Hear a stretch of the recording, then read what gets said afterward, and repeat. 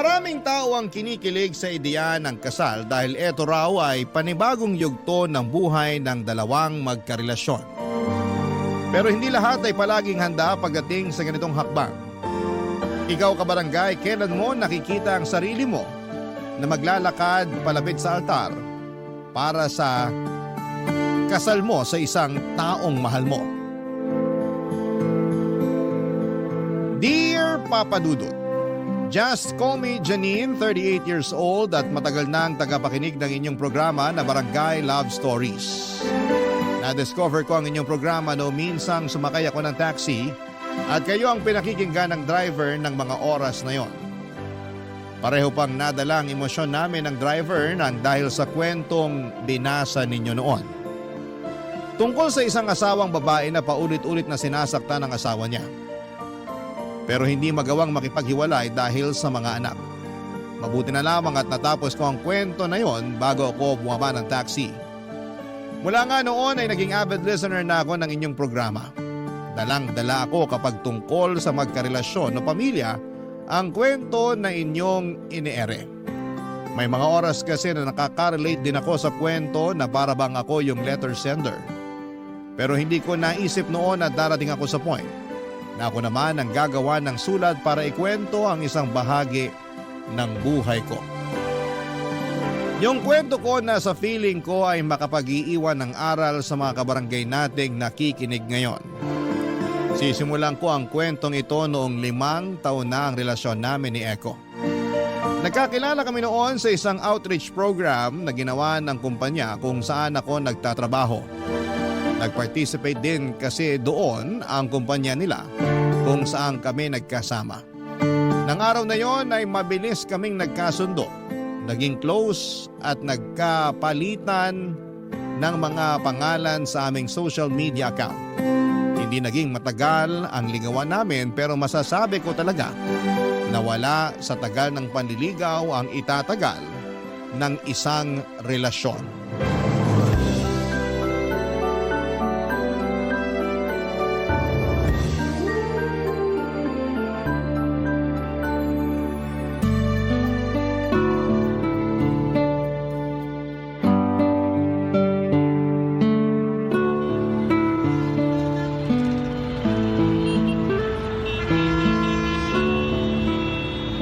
Grabe, sobrang traffic talaga sa area na to, no? Oo nga eh. Kakaandar lang ng sasakyan natin kanina tapos tumigil na naman tayo agad bago mag-stoplight. Iniwasan na nga natin ang rush hour pero naipit pa rin tayo sa traffic. Ganun talaga kapag family day tapos ganitong oras, B. Maraming mga tao ang nasa biyahe para umuwi galing sa mga kanya-kanyang date o family bonding. Sa bagay, may point ka dyan sa sinabi mo, B. Pero sarap talaga ng cordon bleu kanina na kinain ko dun sa bahay ng lola mo. Pati na yung buko salad nila, hindi talaga tinipid sa buko at gatas. Alam mo naman kapag dun sa bahay ni Lola ginanap ang family reunion at birthday niya, bawal tipirin ang mga rekado para sa pagkain na ihahanda nila. Kasi halos lahat ng mga kamag-anak namin, kahit yung mga nasa abroad, uuwi talaga para makipag-celebrate. Nakakatuwa nga kasi may program at pa-games pa talaga na ginawa kanina dun sa birthday ni Lola. Last year wala namang ganung pakulo, di ba? Wala nga, B. Ang gusto kasi ng mga tita ko, gawing mas espesyal ang 80th birthday ni Lola. Kaya nag-meeting pa talaga sila online para gumawa ng program at mga pag-games sa party. Grabe nga kasi ang daming nag-participate kanina. Kahit nga tayong dalawa hindi nakaligtas sa pagsali sa games, di ba? Oo, muntik pa nga sana tayong manalo sa newspaper dance kanina eh.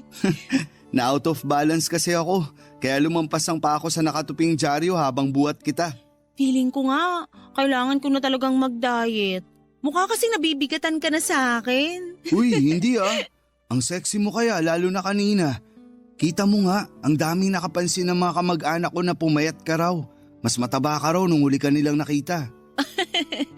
Tinanong nga nila kung ano raw ba ang diet ko. Sabi ko mahilig lang akong kumain ng stress sa trabaho kaya pumapayat ako. Yung isang tita mo na pinsan ng mami mo, nakailang tanong sa akin kung pinaghahandaan ko na raw ba yung pagbuo natin ng anak kaya nagpapapayat ako. Talaga? Ano namang sabi mo? Ang sabi ko, wala pa sa plano natin yun. Ni hindi pa nga tayo kasal tapos anak agad ang hinahanap nila sa atin. Si Lola nga, nakailang tanong din sa akin kanina kung kailan ba natin siya bibigyan ng apo sa tuhod. Actually, B, tinanong niya rin ako kanina nung kaming dalawa lang ang magkatabi sa sofa. Ang sabi niya pa, sana raw sa susunod na taon may kasama na tayong baby sa birthday niya. Masyado talagang excited si Lola na lalong palaki ng pamilya namin. Pero hindi ko rin naman siya masisi dahil karamihan sa mga pinsan ko na mas bata pa sa akin, may asawa at mga anak na. Yung mga pinsan mo na madalas nangungutang sa'yo, di ba? Oo, sila nga. Kita mo yun? May mga anak na nga sila pero parang hindi pa nila talaga kaya na bumuo ng pamilya. Kaya dapat, hindi minamadali ang pagpapakasal at pagbuo ng pamilya. Mas mahirap na ang buhay ngayon kumpara sa panahon ni na Lola. Kaya dapat din na maging mas tripling handa tayo bago tayo pumasok sa ganong klase ng responsibilidad. Papadudot masasabi ko na magkaiba kami ng ugali ni Echo. Sa aming dalawa, siya yung mas mahilig sa mga sorpresa. Mas makulit at mas maraming pakulo pagdating sa relasyon. Siya rin ang nagpaplano madalas ng mga out-of-town vacation namin. At maaga pa lang ay sinasabi na niya sa akin ang mga plano niya. Sa totoo lang kasi ay hindi ako mahilig magbakasyon. Lalo na sa malalayong lugar, Papadudot. Medyo workaholic kasi akong tao kaya ayoko nang naiiwan ang matagalang trabaho ko sa opisina. Naiintindihan ko naman paminsan-minsan na kailangan din nating mag-relax at lumayo sa trabaho.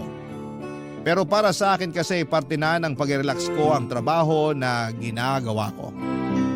At dahil nga sa tagal ng relasyon naming dalawa, kada family gathering na nagaganap, mapapamilya man ni Echo o pamilya ko ay palaging tinatanong kung kailan ba kami lalagay sa tahimik na buhay. Minsan nga ay pinipiloso po ko na lamang sila at sinasabi ko na tahimik naman ang buhay namin ni Echo. Sa sobrang tahimik ay halos hindi na kami nag-aaway na dalawa. Nakakasawa na rin kasing sagutin ng mga paulit-ulit na tanong nila, Papadudot. Hindi ko rin nagigets noon kung bakit parang kailangan pa na updated sila sa mga plano namin ni Echo para sa relasyon naming dalawa. Kami ni Echo ang magkarelasyon kaya kami lang dapat ang nakakaalam ng mga plano at depende yon sa amin kung sasabihin namin sa kanila. Yun tuloy ang madalas naming napag-uusapan ng katrabaho kong si Alice.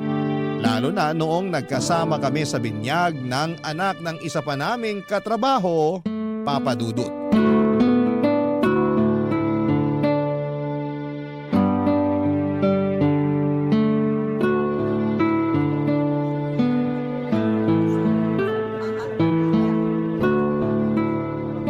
Alice, ang bongga ng birthday party ng anak ni Patricia, no? Correct ka dyan. Alam mo bang narinig ko kanina na pinag-uusapan ng dalawang bisitang tungkol sa venue na to? Ano namang sabi nila? Malaki raw ang ginastos ni Patricia para sa birthday party. Halata naman. Sa setup pa lang nitong party, kabog na kabog na. Ang daming mga batang bisita pero parang hindi sila nahubusan ng papremyo sa pag-games nila. Tapos iba pa yung papremyo nila kanina para sa games ng matanda. Tingnan mo nga yung pagkain dun sa mahabang lamesa. Hindi pa nangangalahati pero nire-refillan na kagad ng mga waiter. Nag-birthday party din yung anak ko noon pero hindi ganito kabongga. Ayoko rin gumastos ng malaki para sa isang araw lang na birthday party, no? Kanya-kanyang trip lang din naman yan. Saka di ba nakwento rin ni Patricia na ang tagal bago sila nabigyan ng anak ng asawa niya? 4 na beses yata siyang nakunan nun, tama ba? Ang pagkakatanda ko, 5 beses siyang nakunan kasi may problema ang matris niya. Buti nga kahit papano, nabigyan sila ng anak ng asawa niya. Ang hirap kaya para sa mag-asawang walang anak. Ibig sabihin lang nun, may perfect timing para sa lahat ng bagay na nangyayari sa buhay natin. Pero grabe, ang cute ng anak ni Patricia, no? Sobra! Tuwang-tuwa ako dun sa bata habang pinapanood ko siyang buksan yung regalo ko para sa kanya. Ang higpit ng yakap niya sa binigay ko na stuffed toy na unicorn. Mahilig siya sa stuffed toys, di ba? Oo, kaya yun ang niregalo ko sa kanya. Nakakagigil lang talaga yung cuteness niya, lalo na kapag ngumingiti siya at lumalabas yung 2 dimples niya. Para tuloy, gusto ko na rin magkaanak kapag nakikita ko siya. Gusto mo pala eh. Bakit hindi pa kayo magpakasal ni Echo? Ang sabi ko, parang gusto ko pa lang, pero hindi pa naman talaga buo ang loob ko. Alam mo, hindi ko talaga magets kapag nagiging topic natin ang tungkol sa bagay na yan? Ano namang mahirap intindihin sa hindi pa buo ang loob ko para bumuo kami ng pamilya? Hindi ko magets kasi parehas naman kayong may maayos na trabaho ni Eko. And so, Matagal na rin kayong magkarelasyon kaya bakit hindi pa kayo magpakasal? kasi nga ayoko pa. Alam ko sa sarili ko na hindi pa ako handa. Marami pa akong plano sa buhay ko. Gaya ng... Gusto ko pang tumaas ang position ko sa trabaho natin. Gusto ko makakuha ng sarili kong sasakyan at makapag-travel din abroad. Pwede mo namang gawin yan kahit kasal na kayo ni Eko. Hindi ganun kadali yun. May mga bagay ako na gustong gawin na para lang muna sa sarili ko. Oo, kasama si Eko sa mga plano ko para sa future. Pero marami pa akong gustong gawin sa buhay ko bago ako magpakasal at bumuo kami ng pamilya.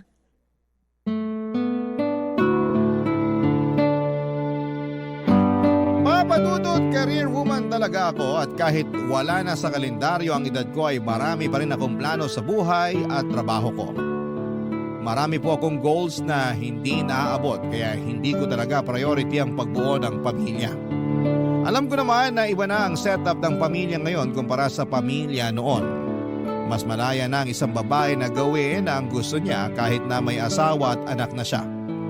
Pero ganoon pa man alam ko na sa oras na magpakasal na kami ni Eko ay magkakaroon ako ng malaking adjustment sa buhay ko at kasama na doon ang career ko.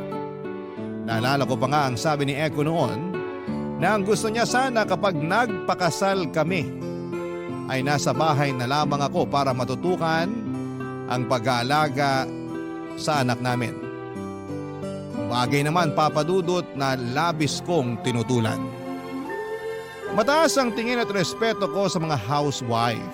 Pero alam ko sa sarili ko na hindi ako ganong klase ng asawa sa hinaharap. Barangay Love Stories. Barangay Love Stories.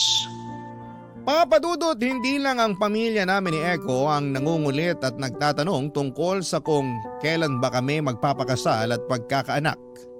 Pati na ang mga kaibigan namin ay palaging tinatanong yon kapag nagkikita-kita kami sa labas. Sa circle of friend kasi namin ni Eko, kaming dalawa na lamang ang hindi pa kasal at wala pang anak. Inaanak nga namin halos lahat ng mga anak ng mga kaibigan namin. Kaya may mga oras noon na nakakapagod din talagang sagutin yung paulit-ulit nilang mga tanong. Pero minsan ay napapansin ko na sinasakyan ni Eko ang mga tanong na yon. Humihirit siya at sinasabi na kung siya ang tatanungin ay handa na raw siya. Napakasalan ako anytime sa kahit saang simbahan man. Siyempre tinatawanan ko lamang yon dahil ayaw kong gawing seryosong usapan ang tungkol sa bagay na yon. Ang pagpapakasal at pagkakaroon ng anak ay hindi naman contest na kailangan naming makipag-unahan. Maraming bagay o aspeto ang dapat na i-consider bago pumasok sa ganitong klase ng responsibilidad. Hindi pwede yung handa lang kami para masabi na oras na para magpakasal at bumuo kami ng isang pamilya, papadudot.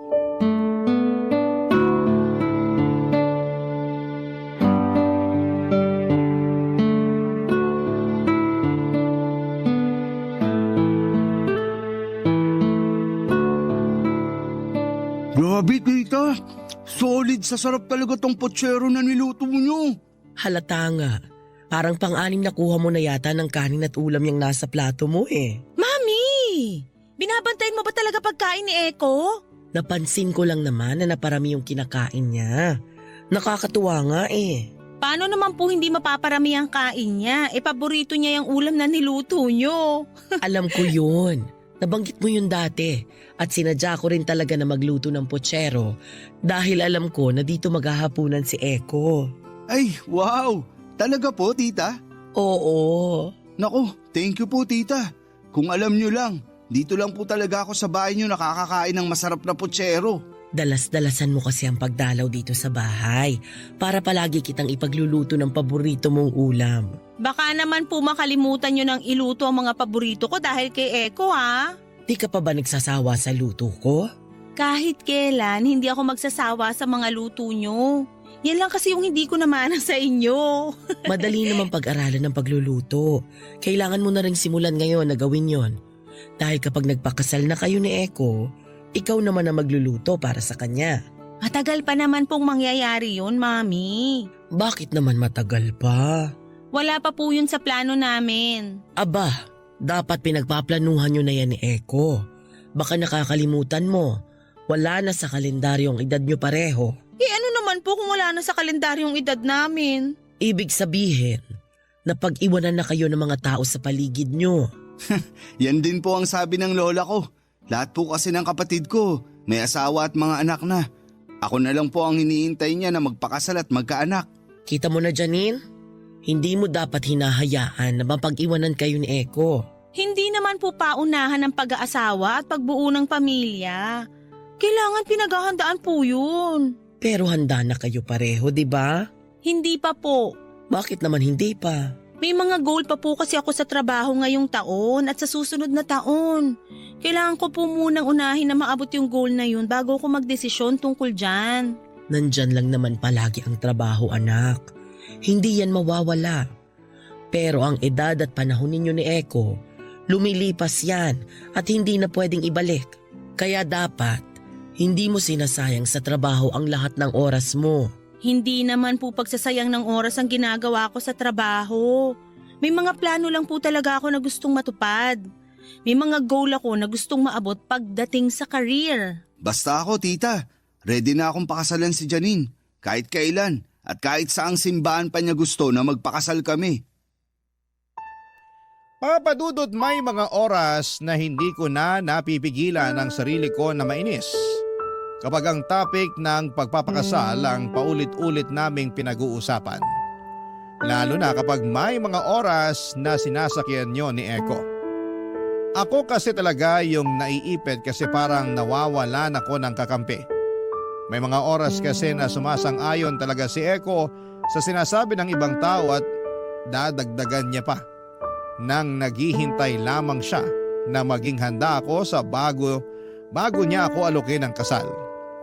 Pero kung siya ang aalokin ko ng kasal ay kahit daw sa araw na yon ay kaagad niya akong pakakasalan. Hindi naman lingid sa kalaman ni Eko ang iba ko pang plano sa trabaho at sarili ko.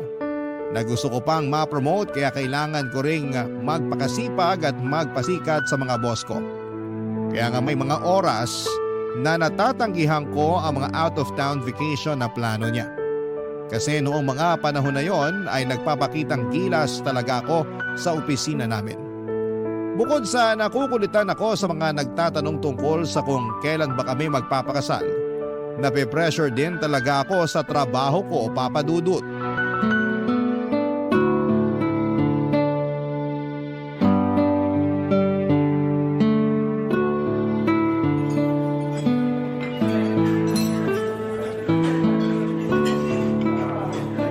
Tagal na rin pala mula nung huling beses na kumain tayo sa restaurant na to, no?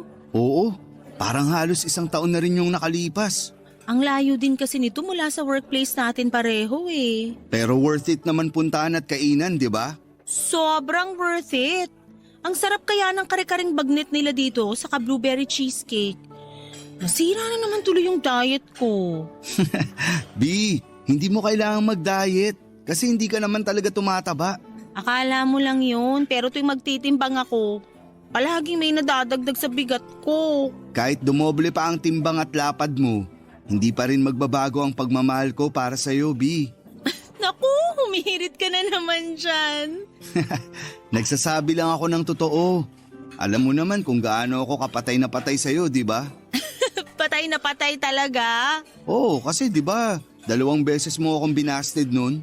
Kasi ang sabi ko, hindi ko pa priority ang pakikipagrelasyon noon. Kakalipat ko lang sa bagong trabaho ko kaya stressed pa talaga ako ng mga oras na yun. Oo, alam ko yun. Kaya nga hindi ka agad ako sumuko. Kahit parang wala nang pag-asa na sasagutin mo ako. Grabe ka naman, B. Nung una pa lang may pag-asa ka na talaga sa akin. Siyempre medyo nagpapakipot lang talaga ako saka alam ko rin sa sarili ko na hindi pa ako handang pumasok sa relasyon nung nakilala kita. Ayoko lang din na maging unfair sa'yo noon kaya hindi muna kita sinagot. Oo, alam ko na rin yun. Kasi nasabi mo na rin sa akin ang tungkol doon. Pero thank you ah. Thank you saan? Kasi sa dinami-dami ng manliligaw mo, ako ang pinili mong sagutin. Makarami ka naman. Dalawa lang naman yung nagkasabay naman ligaw sa akin noon. At ikaw lang ang in-entertain ko. Akala ko nga, hindi mo na uli ako tatawagan nung binasted uli kita sa pangalawang pagkakataon eh. Sinubukan talaga kitang tiisin. Pero ayun, hindi ko kaya. Kasi mahal na mahal talaga kita. Mahal na mahal din kita, Bi. Ay, ang sarap namang marinig ng mga salitang yan mula sa'yo, B. Pero grabe, ang bilis talaga ng panahon. Hindi ko napansin na 5 taon na pala ang relasyon nating dalawa. Ako rin, Bi. Akala ko nga, hindi mo matatagalan yung ugali ko kasi sobrang topakin ko. Okay lang, kasi mabilis naman akong nasanay. Grabe ka sa akin! Pakasal na tayo, B. Ano ka mo? Ang sabi ko, magpakasal na tayo, Janine. Ano bang nakain mo? Ba't ganyan ka magsalita? Hindi ko kailangan kumain ng kahit na anong kakaibang pagkain para itanong sa'yo ang tungkol sa kasal. Wala pa akong singsing ngayon pero handa na ako. Handa na akong pakasalan ka. Kahit mamaya o bukas at kahit saang simbahan mo pa gusto. Eko. Hindi na tayo bumabata, Janine. Gusto ko at gusto na rin ng pamilya ko na magpakasal tayo at magkaroon ng anak. Kaya ayoko nang sayangin ang pagkakataon na to para ayain ka magpakasal. Matagal ko nang alam sa sarili ko na handa na ako. Kaya gusto ko na sanang Sorry, Eko. Pero ayoko pa. Ayokong pag-usapan ng kahit ano tungkol sa kasal. Kasi hindi pa ako handa.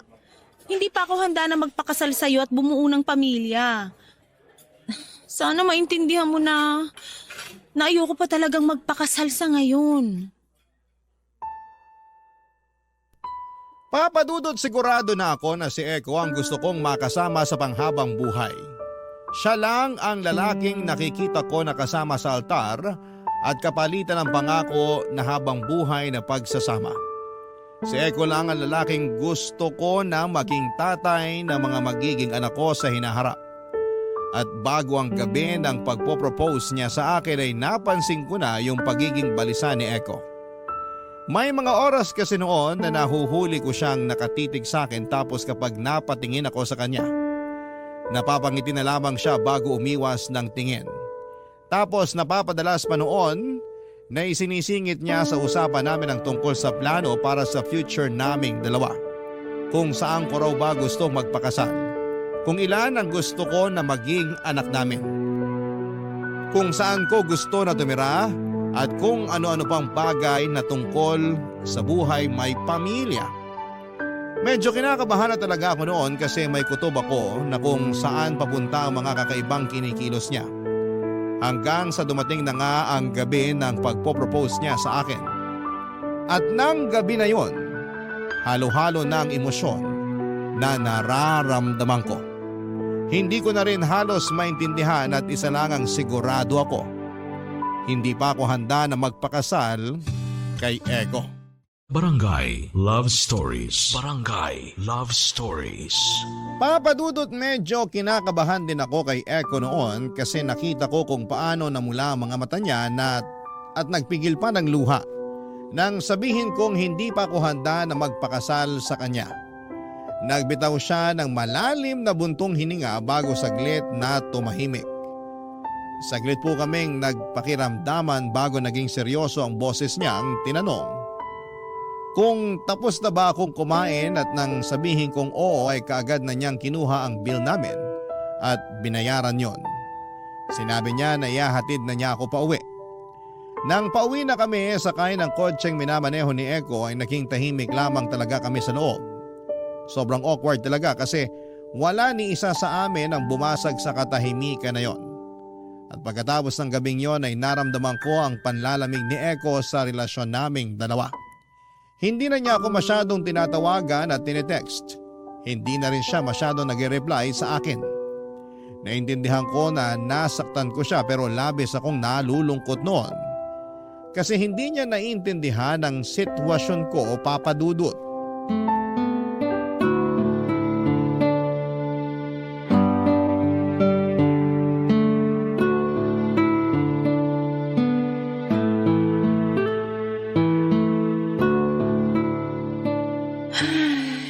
Oh, bakit ang lalim ng buntong hininga mo dyan? Wala lang. Anong wala lang? Parang halos lalabas na yung utak mo sa lalim ng buntong hininga mo. Ang OA ah. Ang OA din naman kasi ng buntong hininga mo. Ano ba kasing problema mo? Wala. Ayos lang ako. Wala? Talaga? Kahit halos hindi mo pa nagagalaw yung in-order mong one-piece chicken with spaghetti at soft drink? Wala rin kasi kung ganang kumain ngayon. Alam mo, puro ka wala. Ano ba kasi talagang gumugulo sa isip mo? Sabihin mo na sa akin para kahit papano, gumaan ang pakiramdam mo.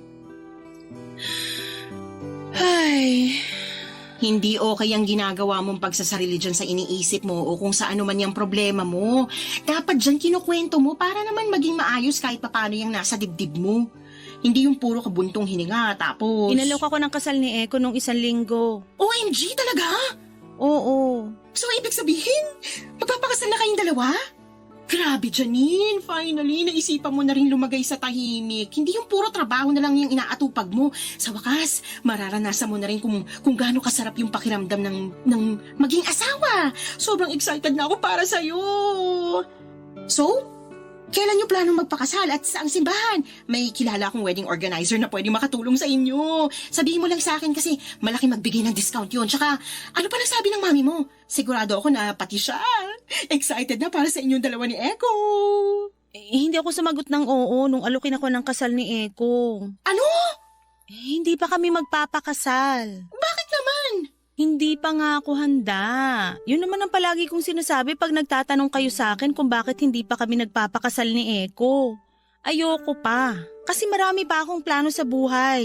Bakit hindi mo isama si Eko sa mga plano na yun? Gusto ko pa na i-enjoy ang buhay nang walang kahit na anong responsibilidad na nakatali sa akin. Sigurado naman na akong si Eko na ang gusto kong makasama habang buhay pero hindi pa ngayon.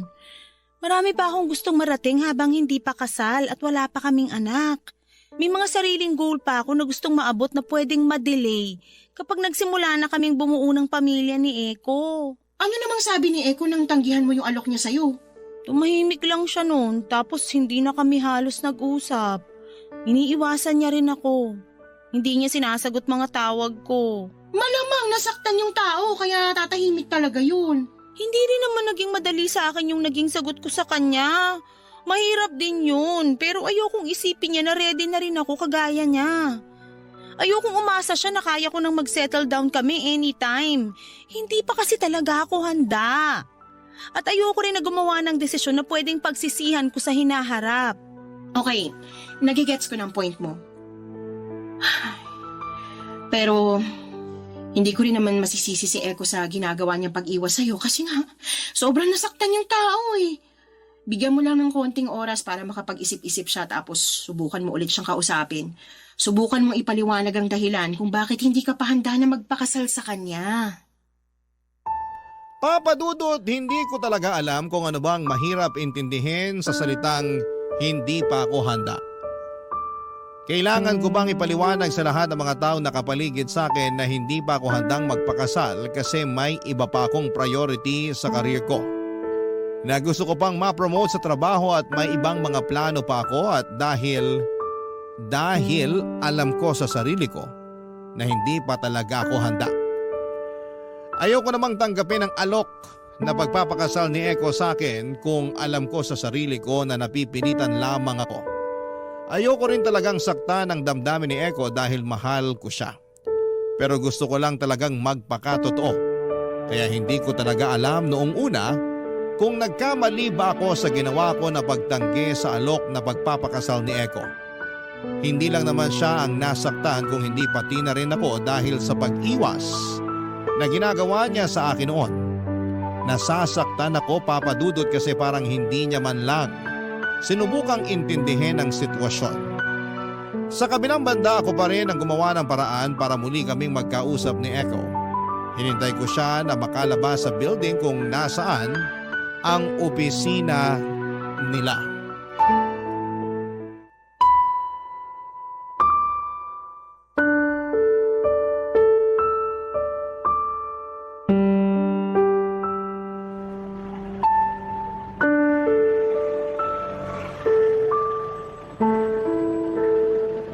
Eko, sandali lang.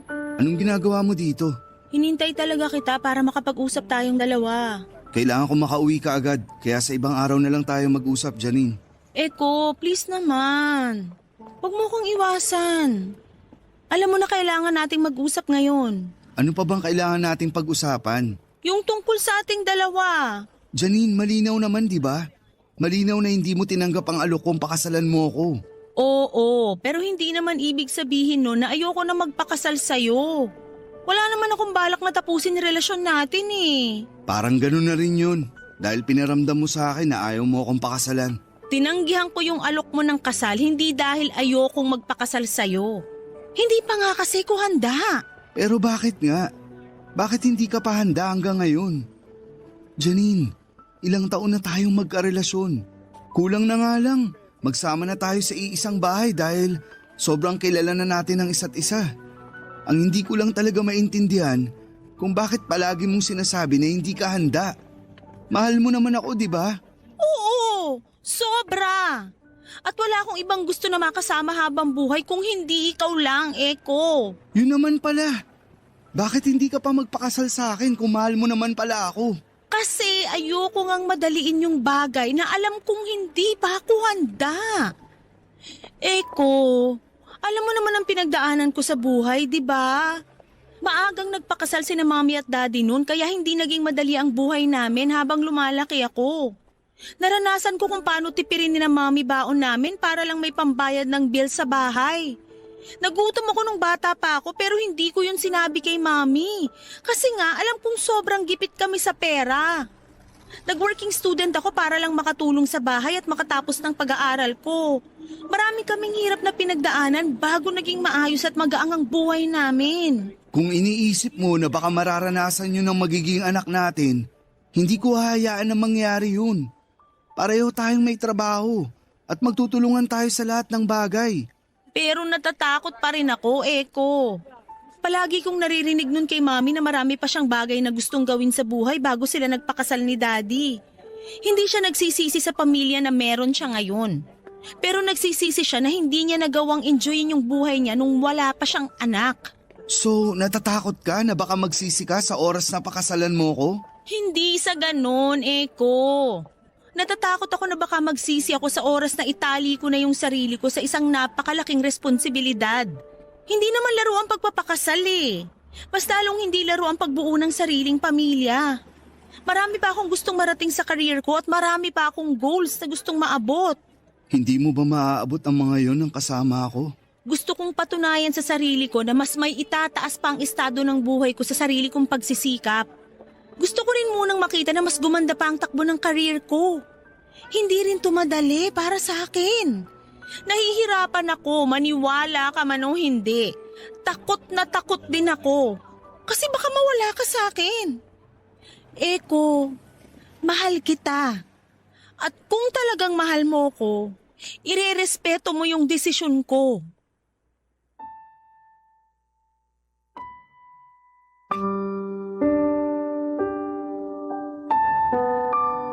Papadudot wala talaga kaming naging major na away noon ni Eko. Kahit magkaiba kami ng personality ay hindi yun naging issue sa ilang taon na relasyon naming dalawa.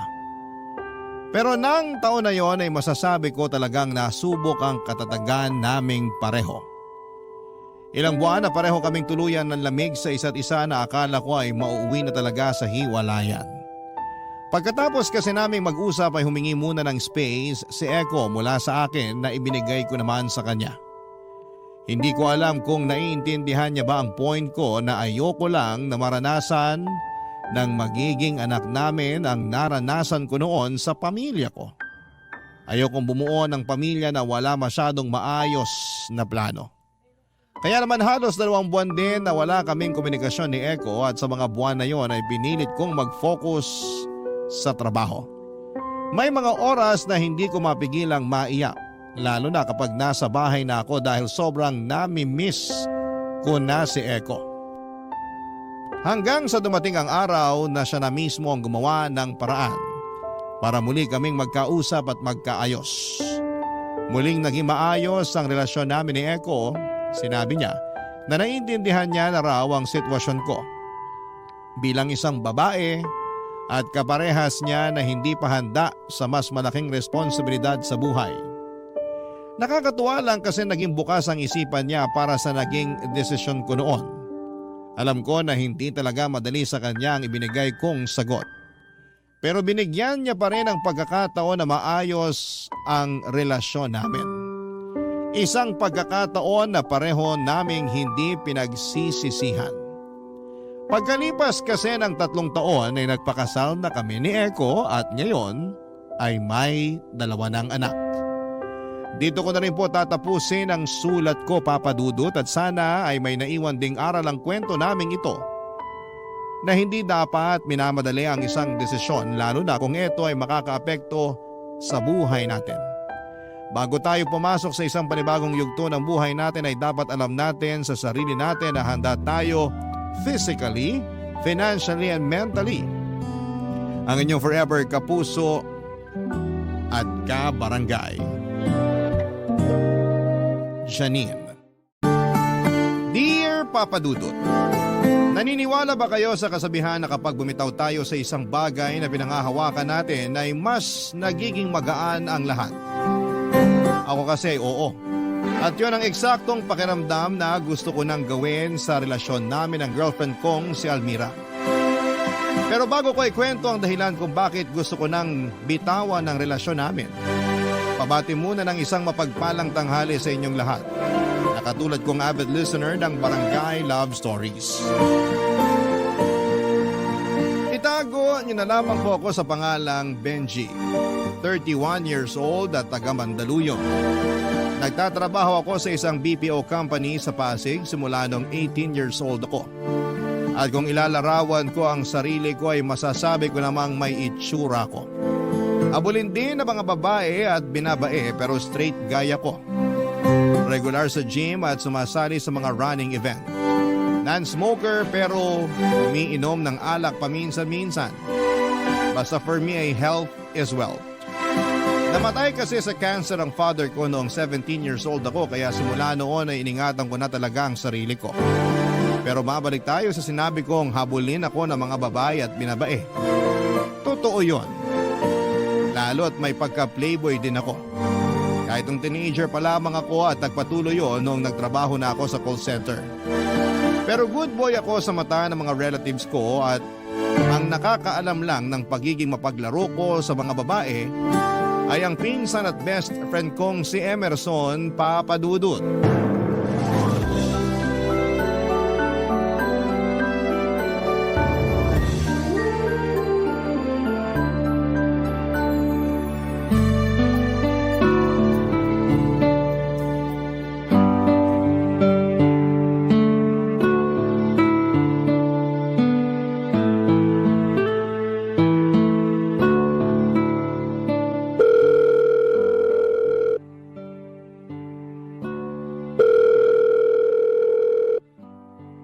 Tagal naman sagutin yung tawag ko.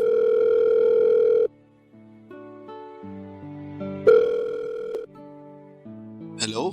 Sa wakas, sinagot mo rin, tol. Sorry tol, may ginawa lang ako. Tinulungan ko lang si mama sa kusina. Ha? Anong ginagawa mo sa kusina? Pambabaeng trabaho yan. Siyempre ako yung nag-iwa ng mga sangkap na gagamitin niya sa pagluluto. Saka anong pambabaeng trabaho? May mga kusinerong lalaki, no? Oo na. Parang binibiro ka lang eh. Ano ba kasing dahilan? Bakit ka napatawag? Itatanong ko lang kung okay lang magdala ng babae dyan sa inyo. Ah, yung girlfriend mo ba? Si Lilia? Oo naman. Yun! Pero hindi ko girlfriend. Tsaka hindi na si Lilia. Iba na to. Anong ibig mong sabihin? Break na kami ni Lilia. Masyadong controlling. Palibhasa, Scorpio ang zodiac sign. Ganun ba yun? Ewan ko. Nababasa ko lang sa Facebook. At naniwala ka naman. Oo, kasi ganun si Lilia. Kaya nga kami nag-break eh. Maniwala sa'yo. Ang sabihin mo, babaero ka lang talaga. Uy, shh ka lang dyan. Mamaya marinig ka nila tita, ano pa isipin nun sa akin? Malamang dahil sa iba't ibang babae na sinasama mo sa mga gathering natin, iisipin talaga nila na babaero ka. Ganun ba yun? Sige na nga, hindi ko na muna isasama tong babae ko. Total, hindi pa naman nagiging kami. Eh anong tawag sa inyo? May mutual understanding? Ewan ko sa'yo. Ang tanda-tanda mo na. 30 years old ka na. Pero bakit kasi hindi ka pa rin maging stick to one? Sa gwapo kong to, mahirap sa akin maging stick to one, no? Tsaka maraming magaganda at sexy na babae sa mundo. Mga katwiran mo talaga laging wala sa hulog. Napapaisip tuloy ako kung may tsansa pa ba na tumino ka. Ako nga hindi ko iniisip yung bagay na yan, kaya wag mo na rin masyadong isipin. Basta, ikaw lang nakakaalam na pagiging playboy ko. Oo, kaya nga nag-aalala pa rin ako na baka isang araw makarama ka na lang sa pinagagagawa mong yan. At bakit naman ako makakarma? Tinatanong mo pa talaga? Siyempre, nananakit ka ng puso ng mga babae. Pinapaasa mo sila tapos iniiwala yan. Ganun talaga nangyayari sa isang relasyon kapag hindi nag-workout ang dalawang tao. Naghihiwalay. Kesa naman patuloy pa sila magsama kahit na hindi ganun katindi yung pagmamahal nila sa isa't isa. Paano mo nasasabi yan? Kung hindi mo naman binigay yung 100% na pagmamahal mo sa isang babae. Para sa akin, hindi ko pa nakikilala yung babaeng bibigyan ko ng 100% ang pagmamahal ko. Kaya habang wala pa siya, trial and error muna. Ewan ko sa'yo, mga katwiran mo talaga. Kung hindi wala sa hulog, bulok. Hayaan mo na lang kasi ako sa ginagawa ko. Total masaya naman ako. Hindi lahat ng masaya ay mabuti na. Tandaan mo pa rin yun. Oo na. At lagi ko pa rin papaalala sa'yo na mag-ingat ka sa gawain mong yan. Lalo na papalit-palit ka ng partner. Baka magkasakit ka niyan. Ewan ko na lang talaga sa'yo. Maingat ako, huwag kang mag-alala. Pero salamat pa rin sa paalala. Walang anuman. Anong oras ka ba pupunta rito sa bahay? Inaantay ka nila mama at papa. Anniversary pa naman nila. Huwag mo silang iinjanin. Mga bago mag-alas 12, nandyan na ako. At oo naman, hindi ko i-angelin sina tito at tita. Okay, see you later sa bahay. See you later, bye. Papadudot anak ng tiyuhing kong pastor si Emerson kaya ganon ang ugali niya. Yun bang literal na good boy tapos ako ay mapagpanggap lamang. Pero sa kabila ng lahat ay hindi naman siya judgmental kaya sa kanya ako nakakapag-open up na mga nangyayari sa buhay ko. Kasama na nga doon ang pagkakaroon ko ng iba't ibang karelasyon. Alam ko na hindi nakaka-proud na magpapalit ng partner pero hindi talaga kasi ako makontento sa iisang babae. Pero nagbago ang lahat nung nakilala ko si Almira. 29 years old siya ng panahong yon at nagtatrabaho sa isa sa mga leading bank sa bansa. Nagkakilala kami sa party through a common friend. Ang masasabi ko lang ay na-starstruck talaga ako noon sa kagandahan niya. Tapos ang puti at ang kinis din ang balat niya. Siyempre bilang attracted ako sa ganong klase ng babae kahinaan ko si Almira. Kaya naman mabilis pa sa alas 4 na pinormahan ko siya. Hiningi ko kaagad ang number niya at bagay na hindi naman niya pinagkait sa akin. Doon na nga kami nagumpisang mag-usap at nalaman ko nga na NBSB siya o no boyfriend since birth. Kaya naisip ko na chance ko na yon para mapasagot siya at maging kauna-unahang boyfriend niya. At hindi nga nagtagal ay nagbunga ang pangungulit ko sa kanya. Effort at panunuyo. Nang pumayag siyang magpaligaw sa akin, papadudot. Pagkalipas nga ng 2 buwan ay sinagot na niya ako at ganap na kaming magkasintahan.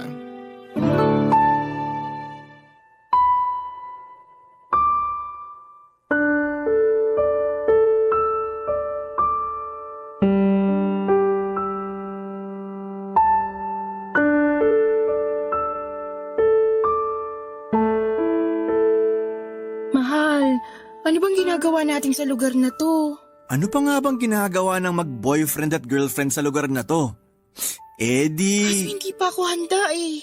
Ha? Hindi ka pa handa saan? Saan pa ba? Di dun sa ginagawa ng mag-boyfriend at girlfriend sa motel. Pambihira ka naman. Kaya nga kita dinala rito para gawin na natin yung bagay na yon. Akala ko naman willing ka kasi sumama ka. Nung una, willing ako pero biglang nagbagong isip ko eh. Hindi pa pala ako handa. Labo mo naman eh. Bakit hindi ka pa handa? Nandito na tayo. Hindi ko rin ma-explain basta yun yung nararamdaman ko. Sorry. Siguro natatakot ka ano? Oo, hindi ko rin alam gagawin ko eh. Basta sabayan mo na lang ako. Huwag kang matakot. Tuturuan naman kita eh. Kaya lang 'di ba, dapat ginagawa lang ng mag-asawa yung bagay na yun. At kanino mo naman nalaman yan? Anong kanino nalaman? General knowledge yun. Ang mag-asawa lang ang may karapatang gawin yung bagay na gusto mong gawin natin. Noon yon, pero hindi na ngayon. Masyado mo naman tinatali sarili mo sa makalumang panahon eh. Kainis ka naman? Huwag ka namang mainis Sinasabi ko lang naman sa'yo yung nararamdaman ko eh. Eh paano naman yung nararamdaman ko? Sa lagay yung sa'yo lang mahalaga kasi babae ka? Benji naman, please, huwag kong sumigaw. Paano hindi ako sisigaw? Nakakainis ka na. Kung umasta ka, akala mo teenager pa tayo. Kung nasa mga ganong edad pa lang tayo, baka pwede pa yung sinasabi mo. Kaso, ang tatanda na natin eh. Alam ko naman yun, kaya nga sorry kasi bigla ako nag-back out. Kung ganyan lang din gagawin, mabuti pa umalis na lang ako. Saan ka naman pupunta? Hindi ko alam. Basta malayo sa'yo. Please, huwag ka namang umalis. Huwag mo naman akong iwan mag-isa rito. Anong gagawin ko rito? Ayaw mo naman may mangyari sa atin. Di aalis na lang ako. Bahala ka na sa buhay mo. Nagtatampo ka ba? Hindi ba halata? Halata kasi daig mo pa yung batang nagtatantrums dahil hindi na pagbigyan. Lalaki ako at may pangangailangan ako. Kung hindi mo kayang ibigay sa akin yun, mabuti pa, wag mo na lang akong insultuhin. Kung ano-ano pang sinasabi mo dyan. Sorry na kasi. Ano bang pwede kong gawin para hindi ka na magtampo? Alam mo kung anong gagawin mo. Matanda ka na. Hindi ko na dapat sabihin sa'yo yun. Ganun ba? Pero sabi mo sa akin kanina tuturuan mo ko. Ha? Kanina, sabi mo. Oo naman. Pero ibig bang sabihin yan, pumapayag ka na? Oo. Yahoo! Promise, hindi ka magsisisi. Kaya lang pwede bang magdahan-dahan ka lang kasi first time ko pa lang eh. Oo naman. Akong bahala sa'yo. Sisiguraduhin ko mag-i-enjoy ka ngayong gabi. Kasama ako.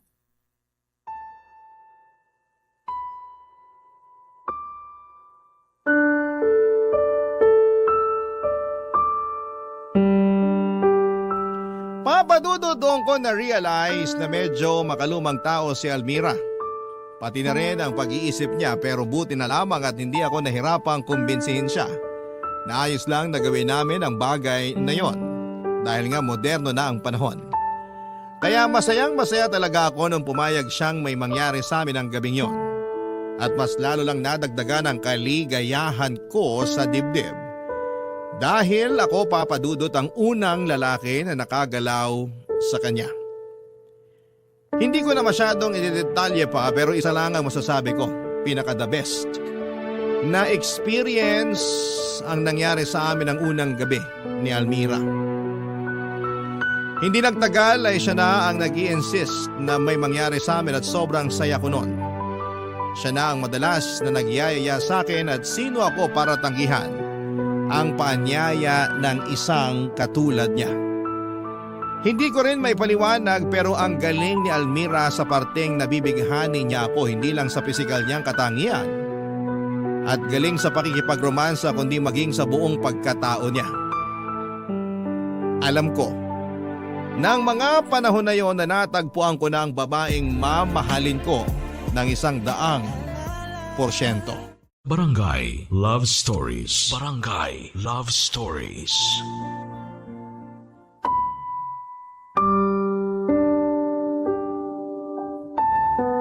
Papadudot ang unang beses naming ginawa ni Almira yon ay nasundan pa nga ng mas marami pang beses. Masaya ako kasi hindi lang ako ang nag-i-enjoy sa mga ginagawa namin kundi maging siya rin. Minsan pa nga niyang nasabi sa akin na ginising ko raw ang natutulog niyang pagkababae. Kaya medyo proud ako pagdating sa bagay na yon. Kaya lang kung hindi naman kami magkasama ni Almira at kung walang nangyayari sa amin ay subsob sa trabaho ang girlfriend ko.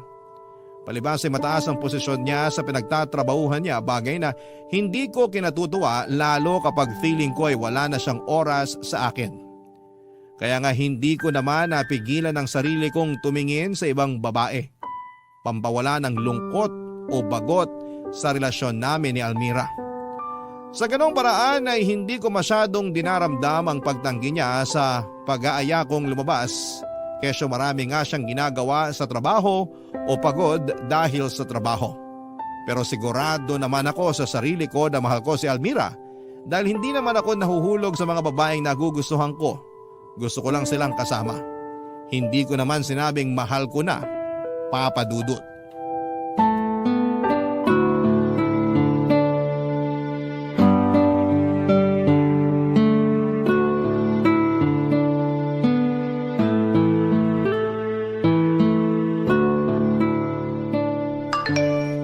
Uy, nag-reply na rin siya. Si Almira? Akala ko ba nasa seminar sila ngayon? Oo nga. Bakit? Sinabi ko bang si Almira yung nag-reply? Nag-assume lang ako kasi ang lapad ng ngiti mo. Kulang na lang mapunit yung pisngi mo. Oh. Tapos malalaman kong hindi pala yan si Almira. Sino yan ha? Wala lang to. Kailan ka pa naging chismoso ha? Alam kong masama maging tsismoso. Pero mas masama yung may iba kang babaeng inaatupag habang busy ang girlfriend mo. Ikaw nang may sabi, busy ang girlfriend ko. Kaya nga may kasabihan na pag wala ang pusa, naglalaro ang daga. Kung ganun, totoo nga na may ibang babae ka? Relax ka lang dyan, tol. Paano ako magre-relax? Mukhang bumabalik ka na naman sa pagiging babaero mo. Akala ko pa naman nagbago ka na nung makilala mo si Almira. Akala ko rin nagbago na ako. Pero kasalanan naman niya kung bakit ako humahanap ng atensyon sa ibang babae. Paano naman niya naging kasalanan? Yung pagiging busy niya sa trabaho, kaya nawawala na siya ng panahon sa akin. Pero may trabaho ka rin naman, di ba? Dapat alam mo yung pakiramdam na yun. Meron at alam ko naman yon. Pero mas busy sa akin si Almira. Nakakatampo na yung ilang beses niya rin tinanggihan mga pagyaya kung lumabas kami. Kaya nang bababae ka na lang. Oo na hindi. Anong oo na hindi? Labo mo naman? Oo, pero hindi ko naman mahal tong babaeng to. Kumbaga libangan ko lang siya para hindi ko masyadong maramdaman yung pagka-busy sa trabaho ng girlfriend ko. Tsaka si Almira pa rin naman ang mahal ko. Ang alam ko sa pagmamahal, dapat nananatili kang tapat sa taong mahal mo. Yun yung sayo, pero iba naman yung alam ko. Ewan ko sa'yo, Benji. Hayaan mo na lang kasi ako sa ginagawa ko. Malaki na ako, alam ko na to. Paano kita hahayaan? Masama nga yan. May girlfriend kang tao. Ipapaalala ko lang sa'yo. Sigurado pag nalaman ni Almira yung pagiging babaero mo, hihiwalayan ka nun. Wag naman, mahal ko yun eh. Kung talagang mahal mo si Almira, hahanap ka ng ibang pagkakaabalahan. Hindi ang pambababae mo. Marami naman dyan eh.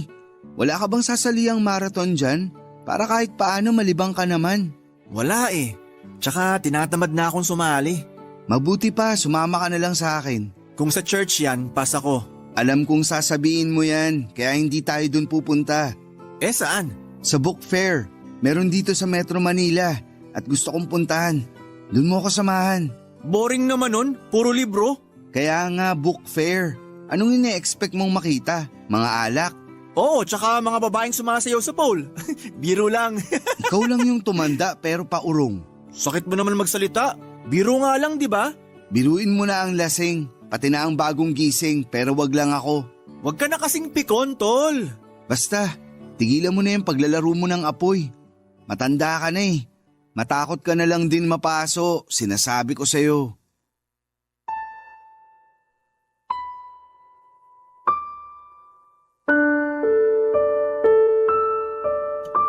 Papa Dudut, aminado naman ako na masama na ma-inlove pa ako sa ibang babae lalo na at may girlfriend na ako. At si Almira nga yun.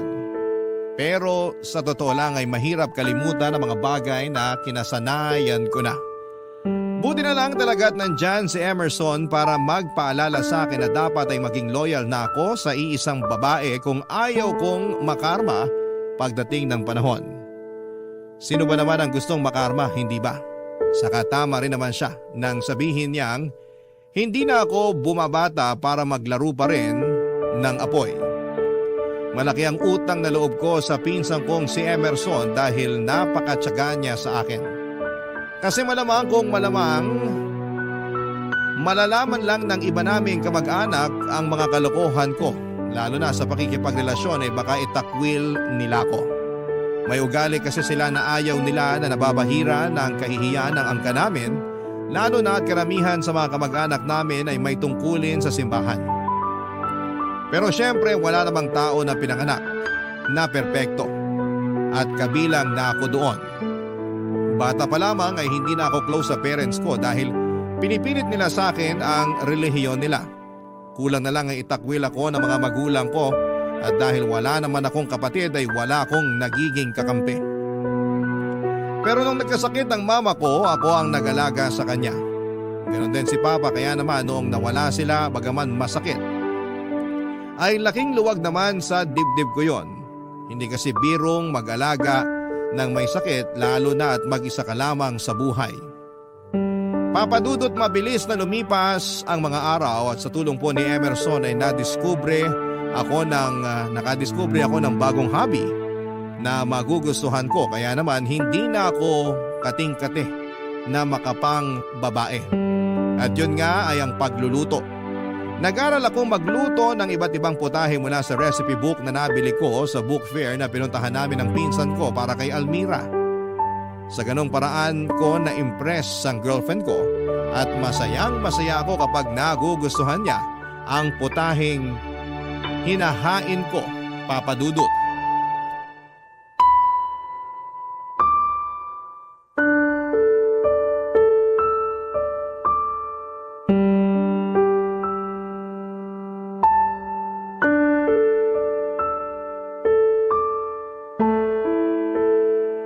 Mahal, baka naman pwede mo na akong pagbigyan.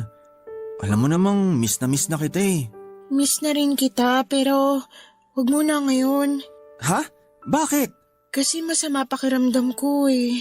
Masama pakiramdam mo? Nakapunta ka nga rito sa apartment ko. Pumunta ako rito kasi gusto kitang makasama, hindi para makipagsiping sa'yo. Tsaka, hindi ka ba nakakaintindi? Masama nga pakiramdam ko, masakit puson ko. Meron ako. Ano ba yan? Wrong timing naman. At yun pa talaga yung naisip mo? Bakit ba kasi nagpunta ka pa rito kung meron ka? Sana pinahinga mo na lang sa inyo. Di ba sinabi ko na nga, gusto kitang makasama. Akala ko ba miss na miss mo na ako tapos ngayon, kulang na lang ipagtabuyan mo rito ako sa apartment mo nung nalaman mo meron ako. Ganun na lang bang tingin niyo sa aming mga babae? Para usan? Hoy, hindi naman ganyan tingin ko sa'yo ah. Hindi raw, pero bakit yun ang nararamdaman ko? Ang bihira naman oh. Alam ko ako yung nagtatampo rito. Pero sa lagay mukhang mas ikaw pa yung masama ang loob sa atin ah. Ano ulit yun? Nagtatampo ka na naman kasi hindi ka napagbigyan sa gusto mo mangyari. Siyempre, lalaki ako. May pangangailangan ako. Tsaka tagal mong naging busy. Ngayon na nga lang tayo nagkasama. Kaya umasa ako na mapagbibigyan mo na ako. Hindi ka ba nakakaintindi? Masama nga ang pakiramdam ko tsaka meron ako. Oo na, naiintindihan ko naman. Hindi mo na kailangan paulit-ulitin pa yon. Kaya nga sabi ko sana di ka na nagpunta rito.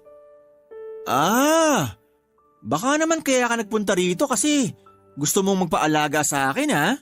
Bakit? Masama ba? Hindi, pero busy ako. Busy saan? Wala ka namang ginagawa ah. Meron na. May laro raw kaming basketball mamaya ng mga tropa ko. Niyaya nila ako kaya sasama ako. Sumali ka ng basketball eh hindi ka naman marunong mag-dribble. Sobra ka naman. Kaya nga sumali para matuto. Pwede bang saka ka na lang pumunta sa laro nyo. Dito ka na lang muna. Samahan mo ko. Mag-bonding tayo. Ano naman gagawin natin? Mag-movie marathon. Marami magagandang pwedeng panoorin ngayon. Alam mo namang hindi ako mahilig manood ng movie. Para sa akin, pag-aaksaya lang ng oras yun. Pwede bang mag-aksaya ka na muna ng oras kasama ko? Yun lang naman kasi yung pwede natin gawin ngayon lalo na ang sakit-sakit ng puson ko. Please. Ano pa nga bang magagawa ko?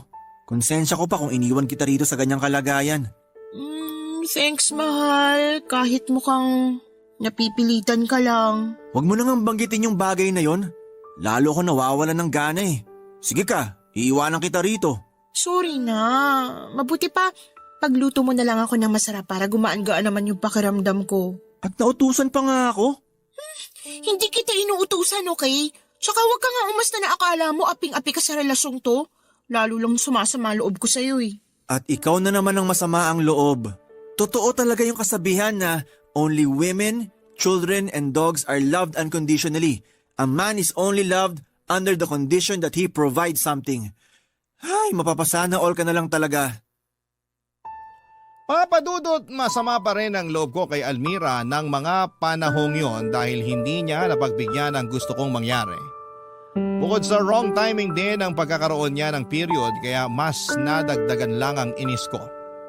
Kaya nga pinaramdam ko sa kanya na masama talaga ang loob ko sa pamamagitan ng pagtitiis na wag siyang kibuin ng buong araw kahit na nag-i-insist siya na magbanding kami sa pamamagitan ng panonood ng pelikula. At nagpatuloy pa nga ang silent treatment ko sa kanya ng sumunod na araw. Ewan. Sa dinami-rami ng mga babae na naging partner ko ay ganito pala ang pakiramdam kapag nagsettle ka na sa isa. At sa totoo lang ay hindi na ako natutuwa kasi pakiramdam ko ay nakadepende na kay Almira ang kaligayahan ko. Yun bang tipong siya lang ang kailangan ko para sumaya, na hinahanap-hanap ang atensyon niya at apektado ko kapag pinagkakait niya yon sa akin dahil sa trabaho o sa ibang bagay. Tiwala naman ako na walang ibang lalaki si Almira dahil mahal niya ako. Kaya ang kalabang ko na lang talaga papadudot sa kanya ay ang trabaho niya. Bagay na sa tingin ko ay mas matimbang sa kanya kesa sa akin. Nang mga panahong yon, papadudot. Barangay Love Stories. Barangay Love Stories. Papadudot sa huli ay nagkabati rin kami ni Almira. Inopen up ko kasi sa kanya ang frustration ko sa relasyon namin. Bagay na pinakinggan naman niya. At bilang mga adult ay natuto kaming mag-compromise sa isa't isa. Masasabi ko na masarap din pala na magkaroon ng permanenteng karelasyon lalo na at willing siyang gawin din ang lahat para mag-workout ang aming pagsasama. Masasabi ko na naging maayos ulit kami ni Almira sa nagdaang 3 buwan hanggang isang araw ay bigla na lamang nagbago ang lahat. Hindi lingid sa kalaman ko ang madalas na pagkakasakit ng girlfriend ko. Nagsimula yon noong nagkaroon siya ng period at hindi na tumigil sa loob ng 1 buwan. Nang kumonsulta siya sa gynecologist, na-diagnose siyang may abnormal uterine bleeding. Niresetahan siya ng gamot para huminto ang pagdurugo at tumigil naman yon pero hindi niya sinabi sa akin na bumalik din pala pagkalipas ng 2 linggo. May tampuhan pa nga kami noon kasi hindi niya ako sinamahan sa outing namin ng mga katrabaho ko. Kesyo trabaho na naman niya ang dinahilan niya. Kaya nga noong kinumpronta ko siya ay doon ko na nalaman ang katotohanan, papadudot.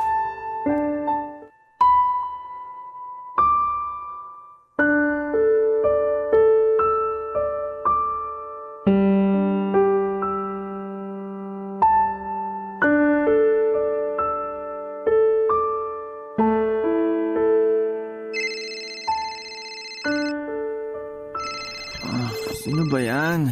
Aga-aga. Storbo.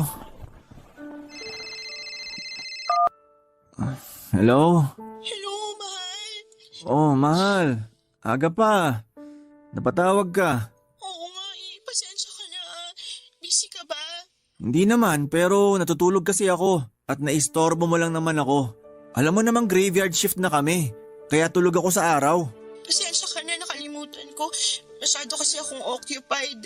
Occupied sa work mo? Hindi na bago yun. Mas madalas pa nga na trabaho mo laman ng isip mo kesa relasyon natin. Ayoko magsimula ng away, pwede ba? Hindi pwede kasi may init ulo ko ngayon. Lalo sinira tulog ko. Kailan ka ba magmamature? Alam mo, tama yung nakwento mo na sinabi sa'yo ni Emerson na tumatanda ka ng paurong. Grabe ka naman. Kung tumawag ka lang para ipamukha sa akin ng bagay na yan, mabuti pa, ibaba ko na tong phone para makatulog na ako ulit. Pag ako napuya talaga mamaya sa trabaho, sisisihin kita. Mamaya mo na ibaba. Bakit ba kasi? May gusto ka bang sabihin? Oo, meron. Ano ba yun? Sabihin mo na bago pa kita matulugan. Antok na nga sabi yung tao Ano kasi, nalaman ko na yung result ng biopsy ko, mahal. Ha? Anong biopsy? Yung tungkol sa pagdurugo ko. Bumalik kasi ulit yung pagdurugo kahit na umiinom na ako ng gamot na nireseta ng gynecologist ko kaya pinayuhan niya ako na magpa-biopsy. Yun yung kukuha sila ng sample cells o tissue sa katawan mo para itest sa laboratory. Sandali. Hindi ko kasi masyadong maintindihan. Hinay-hinay ka muna, okay? Kagigising ko lang, yan agad bungad mo. Sorry, kasi hindi ko lang alam kung paano tatanggapin yung result. Natatakot ako, mahal. Ano ba yung result? Yung diagnosis, hyperplasia with atypia, ibig sabihin, cancer. May cancer ako, mahal. Sigurado ka ba dyan? Baka nagkamali lang sila. Hindi sila pwede magkamali, mga eksperto yun. Ano na raw gagawin sa'yo? Hindi ko alam. Hindi ko pa alam. Ayoko pang alamin kasi natatakot ako. Hindi naman pwede yun. Kailangan mong alamin kasi mas nakakatakot kung wala kang gagawin. Siyempre meron naman, pero sa palagay mo ganun kadali tanggapin yun? Akala ko hormonal imbalance lang yung nangyari sa akin eh. Na simpleng pagdurugo lang na madadaan sa gamot, pero bakit naman nauwi sa ganito? Hindi ko alam yung sagot sa tanong mo, pero pupuntahan na lang kita. Nasaan ka ba ngayon? Nandito ako sa may convenience store malapit sa clinic ng gynecologist ko. Puntahan mo na ako rito kasi naiiyak na ako. Huwag kang umiyak. Nakakahiya naman sa ibang tao na makakakita sa'yo. At nakuha mo pa talagang isipin sila kaysa sa akin? Huwag ka na makipagtalo. Paalis na ako. Diyan ka lang, pupuntahan kita. Wag na, uuwi na lang ako. Kaya ko na palang sarili ko. Almira naman! Bye. Hello? Hello? Mga babae talaga.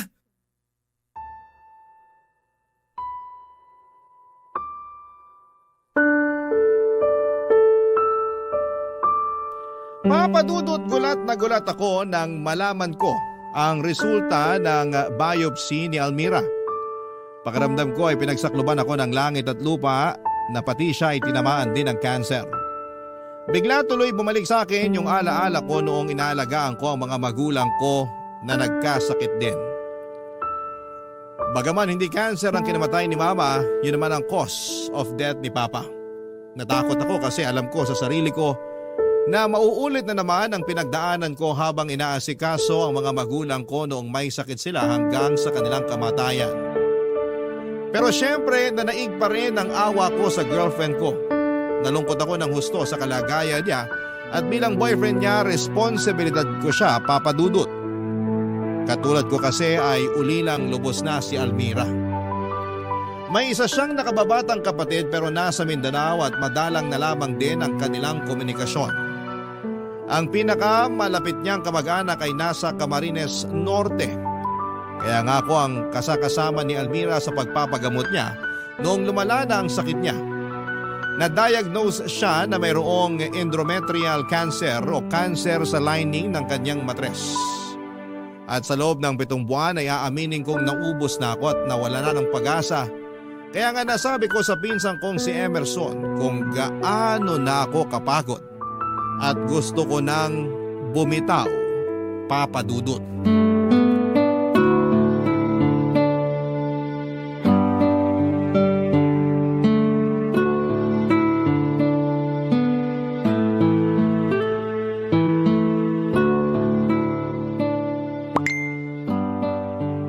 Wow, ang sexy naman niya. Ganda ng katawan. Ang kinis ng balat, tsaka ang puti. Sino yan? Bago kong natitipuang babae. Natitipuang babae? May girlfriend ka na, di ba? Oo, pero hindi ko kasi mapigilan. Kahinahan ko mga mapuputi tsaka makikinis ang balat. Tol, nasisiraan ka na ba ng ulo? Alam mong may girlfriend ka pero nakuha mo pang mambabae. Ipapaalala ko lang sa'yo na may sakit si Almira. Dapat inaalagaan mo siya at hindi pinasasakit yung ulo niya. Yun naman ginagawa ko. Inaalagaan ko siya. Pero nakakapagod na. Anong sinabi mo? Nakakapagod nang mag-alaga sa kanya. Parang hindi naman kasi umuokay yung kalagayan niya. Parang di naman tumatalab yung mga gamot sa kanya. Pareho na kaming nawawalan ng pag-asa na baka gumaling pa siya. Kaya nga mas lalo mo siyang alagaan. Lalo mo siyang tutukan. Kasi kailangan ka niya ngayon. Pero pagod na nga ako, Tol. Hindi ka ba nakikinig? Pagod na ako. Nung nagkasakit parents ko, ako nag-alaga sa kanila. Wala akong katulong kasi wala rin naman akong mga kapatid. Kung dumadalaw man kayo sa kanila, saglit lang. Pag umalis kayo, ako na lang yung naiiwan sa kanila para asikasuhin sila. Kaya nga nung namatay sila, aaminin ko na medyo nakaramdam ako ng konting kaginhawaan sa dibdib kasi wala na akong aasikasuhin pa. Tapos ngayon, mauulit na naman kay Almira yung pinagdaanan ko noon sa mga magulang ko. Parang di naman yata patas yun. Anong hindi patas dun? Paanong hindi naging patas yun? Sa inyong dalawa, siya yung may mas mabigat na pinagdaraanan. Yan tayo eh. Porque hindi ako yung may sakit, ibig bang sabihin ayos na sa akin ang lahat? Hindi ka ba nakinig? Nakakapagod mag-alaga ng may sakit. Tsaka bakit kasi kailangan niya pa magkasakit ng ganon? Paano na lang yung mga pangarap namin? Hindi na yun matutupad. Kasi baka bukas o sa makalawa, kunin na rin siya sa akin. Bakit ka ba ganyan mag-isip? Habang may buhay, may pag-asa. Hindi totoo yan. Kasi umasa rin naman ako noon na gagaling ang mga magulang ko. Pero ang ending, pareho lang silang kinuha sa akin. Kaya nga hinanda ko na yung sarili ko sakaling may mangyaring di inaasahan kay Almira. Eto na nga, nagmo-move on na ako. Sa pamamagitan ng paghahanap ng ibang babae na pagtutuunan ko ng pansin. Mali pa rin yung paraan mo. Hindi tama na habang buhay pa si Almira at lumalaban siya sa sakit niya, nagmo-move on ka na at nambababae. Matakot ka nga sa karma. Natakot na ako noon sa karma. Kaya nga nagpakatino ako sa kanya. Pero anong ginanti sa akin ng kapalaran? Yung pagkakaroon ng cancer ng girlfriend ko? Kung hindi ba naman talaga patas ang mundo para sa lahat ng tao? Sakto! Ako pa yung naambunan ng kamalasan. Alam mo kung ano yung nasa isip ko ngayon? Ano? Na hinihintay ko na lang na kunin sa akin si Almira. Para matapos na ang lahat. Benji naman. Dun lang tayo sa makatotohanan, tol. Ayoko nang umasa para mabigulang ulit. Kaya mabuti pa. Hayaan mo na lang ako sa pambababae ko. Sa nalilibang ako sa ganitong paraan. At nakakalimutan ko yung nangyayari kay Almira. Kaya kung di mo ako kayang suportahan, wag mo na lang akong pakialaman. Please lang.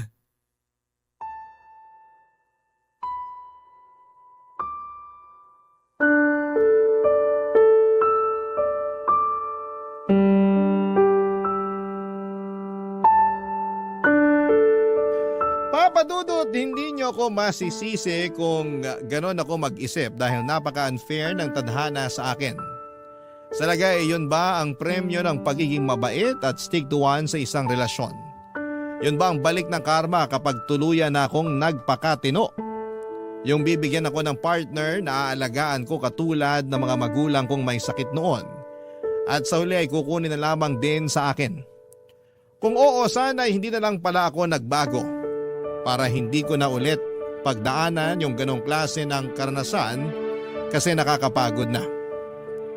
Sa kasalukuyan, Papa Dudut ay tuloy-tuloy ang gamutan ni Almira at imbes na bumuti ang kanyang kalagayan, lalo lang lumala ang kanyang karamdaman.